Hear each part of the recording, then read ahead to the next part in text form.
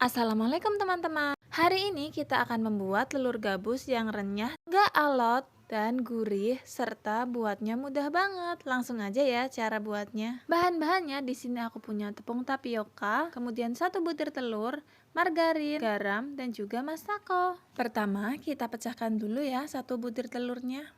Kemudian kita tambahkan 1 sendok makan munjung margarin. Kemudian kita tambahkan 1 sendok teh masako dan setengah sendok teh garam. Kemudian kita tambahkan 10 sendok makan tepung tapioka. Kemudian kita aduk rata ya teman-teman. Kalau sudah bisa diuleni, kita cuci tangan untuk menguleni adonannya.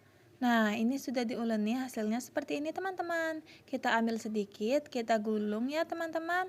Bentuk seperti telur gabus biasanya. Setelah seperti ini, kita masukkan ke dalam minyak yang dingin. Ini minyaknya dingin ya teman-teman, tapi sudah di atas kompor. Setelah semua adonannya terbentuk telur gabus, sekarang kita nyalakan kompornya. Gunakan api yang kecil ya teman-teman. Kemudian jangan dibolak-balik kalau belum mengapung. Kita goreng sampai kuning kecoklatan.